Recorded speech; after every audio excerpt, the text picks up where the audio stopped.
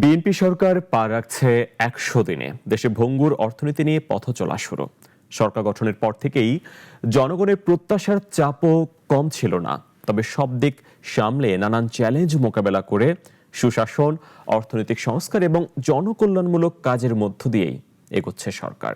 বিস্তারিত রাশেদুল কাদিরের রিপোর্টে। অনুরাগ বা বিরাগের বশবর্তী না হইয়া সকলের প্রতি আইন অনুযায়ী দেশের ভঙ্গুর অর্থনীতি, আইন শৃঙ্খলা পরিস্থিতির চরম অবনতি, রাজনৈতিক অস্থিরতার মধ্যে ত্রয়োদশ জাতীয় নির্বাচনে সংখ্যাগরিষ্ঠতা নিয়ে তারেক রহমানের নেতৃত্বে সরকার গঠন করে বিএনপি। আর ২৭ মে এই সরকারের পূর্ণ হচ্ছে ১০০ দিন। নানা চ্যালেঞ্জ মোকাবেলা করে ইতিমধ্যেই বিভিন্ন ক্ষেত্রে সফলতা অর্জন করেছে সরকার। জনগণের আকাশচুম্বী প্রত্যাশা তা ধাপে ধাপে পূরণ করেছে তারা। নির্বাচনী প্রতিশ্রুতি বাস্তবায়নে বিএনপি সরকারের ৬ মাসের কর্মপরিকল্পনা বাস্তবায়নের উদ্যোগ ইতিমধ্যে দৃশ্যমান হয়েছে, যার মধ্যে খাল খনন কর্মসূচি, কৃষি ঋণ মওকুফ, কৃষক কার্ড, ফ্যামিলি কার্ড, স্বাস্থ্য সুরক্ষা কার্ড, প্রবাসী কার্ড, ইমাম ভাতা, খেলোয়াড় ভাতা সহ আর্থসামাজিক উন্নয়নে বিভিন্ন সহায়তা দেওয়ার বিষয়টি জনমনে প্রশংসা কুড়িয়েছে। অন্যদিকে সরকার রাজনৈতিক সম্পর্ক বজায় রেখেছে।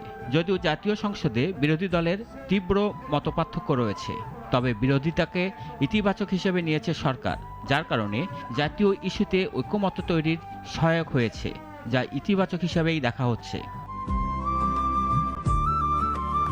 এছাড়াও জ্বালানি সংকট সমাধানে ঐক্যবদ্ধ প্রয়াস, বন্দরগুলোর অব্যবস্থাপনা কাটিয়ে সক্ষমতা বাড়ানো, আর্থিক সংকটের মাঝেও পে স্কেল বাস্তবায়নের পদক্ষেপ, জনগণের কথা মাথায় রেখে দ্রব্যমূল্য নিয়ন্ত্রণে রাখতে সিন্ডিকেট ভাঙায় অটল থাকা এবং বিভিন্ন কার্যকর পদক্ষেপ গ্রহণ করে ভেঙে পড়া আইনশৃঙ্খলা পরিস্থিতির উন্নয়ন।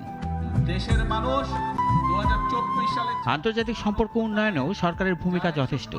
নির্বাচনী প্রতিশ্রুতি মোতাবেক দুর্নীতির বিরুদ্ধে সরকারের জিরো টলারেন্স নীতি, অর্থনীতিকে চাঙ্গা করতে নানা উদ্যোগ গ্রহণ, বন্ধ কলকারখানা পুনরায় চালুর জন্য প্রণোদনা প্রদান, সব মিলে ১০০ দিনের সরকারের সফলতা জনগণের কাছে ফুটে উঠেছে। আর সরকারের ১০০ দিন উপলক্ষে গতকাল এক সংবাদ সম্মেলনে সরকারের নানা কার্যক্রম তুলে ধরা হয়। গৃহীত বহুমুখী ও সময়োপযোগী পদক্ষেপের ফলে জনজীবনে ফিরে এসেছে শান্তি ও শৃঙ্খলা।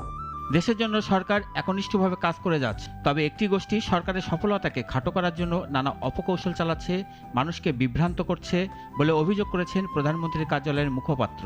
তাদের বিরুদ্ধে সতর্ক থাকার আহ্বানও জানানো হয়েছে। রাশেদুল কাদির, নাগরিক, ঢাকা।